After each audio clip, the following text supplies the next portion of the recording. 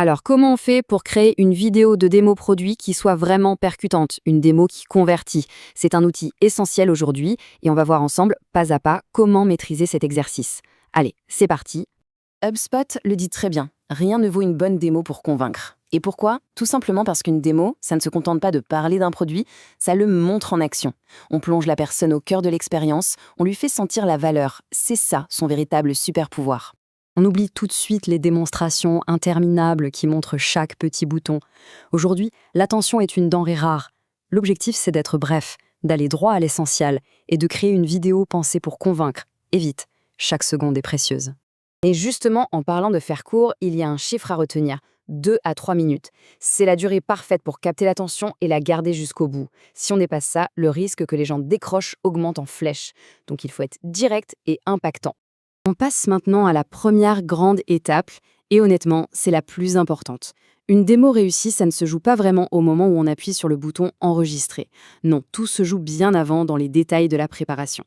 Le scénario, ce n'est pas juste un texte qu'on lit mot pour mot. Il faut le voir comme une feuille de route. C'est ce qui va donner une structure, une logique à la présentation, et surtout, c'est la garantie de ne pas oublier les messages les plus importants. C'est la fondation sur laquelle on va tout construire. Et pour ce scénario, il y a une structure qui marche à tous les coups, en 3 temps. D'abord, l'intro. On pose un problème concret pour accrocher. Ensuite, le plat de résistance. On montre comment 3 fonctionnalités phares apportent la solution. Pas 4, pas 5, 3. Et enfin, la conclusion. On résume la valeur et on dit clairement ce qu'il faut faire après. Simple et terriblement efficace. Côté matériel, pas de panique. Pas besoin d'un studio professionnel. Mais il y a quand même quelques indispensables. Une bonne connexion Internet, c'est la base. Un micro de qualité, parce que le son, c'est crucial. Une webcam correcte et des écouteurs pour bien s'entendre et s'isoler du bruit. Ah, et un détail souvent oublié mais qui change tout, la scène numérique. Un bureau d'ordinateur rempli d'icônes, des notifications qui apparaissent, 50 onglets ouverts. Tout ça, ce sont des distractions. Il faut nettoyer, préparer un environnement épuré pour que le regard se concentre uniquement sur le produit. Pour que les gens puissent s'identifier, il faut utiliser des données de démo qui ont l'air vraies. Des noms, des projets, des chiffres qui parlent. Et le parcours qu'on montre doit être fluide, logique. On raconte une histoire, on ne fait pas juste une liste de clics au hasard. Ok, la préparation est terminée. Il est temps de passer à l'enregistrement. Et là, le choix du bon outil va faire une énorme différence sur le résultat final, notamment en termes de flexibilité. Si on compare 2 outils très populaires, Loom et Tela, on voit une différence majeure. Avec Loom, la caméra et l'écran sont fusionnés en une seule piste. La mise en page est donc figée. Tela, lui, enregistre les deux sur des pistes séparées. Et ça, croyez-moi, ça change absolument tout. Et voilà l'avantage décisif, les pistes séparées. Qu'est-ce que ça veut dire concrètement?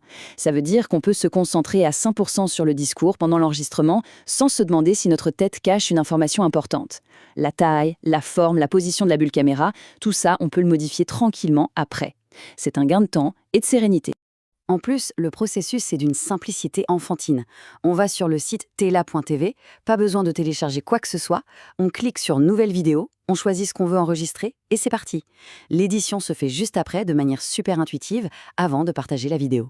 Une fois que l'enregistrement est dans la boîte, la vraie magie opère. On peut changer la forme de la caméra, passer en plein écran pour un moment clé, ajouter un fond personnalisé, couper les petites hésitations. On peut même réenregistrer juste une petite partie ratée sans avoir à tout refaire. C'est comme ça qu'on obtient un résultat pro sans être un pro du montage vidéo. Bon, on a préparé, on a enregistré, on a peaufiné. Il ne reste plus qu'une chose à faire, s'assurer que cette super démo soit vue. C'est la dernière ligne droite. La vidéo est prête, elle est nickel. La grande question, c'est qu'est-ce qu'on en fait maintenant? Avoir une belle vidéo, c'est bien, mais si personne ne la voit, ça ne sert pas à grand-chose. La solution, c'est de l'héberger sur une plateforme adaptée. Pour une large diffusion, YouTube reste un incontournable. Pour des partages plus ciblés, Tela ou Loom proposent aussi des pages de partage très pratiques. L'important, c'est d'avoir un lien simple et efficace à distribuer. Allez, pour conclure, une question pour se mettre en action. Quelle serait la première fonctionnalité à présenter? Celle qui va créer un effet waouh dès les premières secondes. Réfléchir à ça, c'est déjà commencer à écrire le script de sa propre démo parfaite.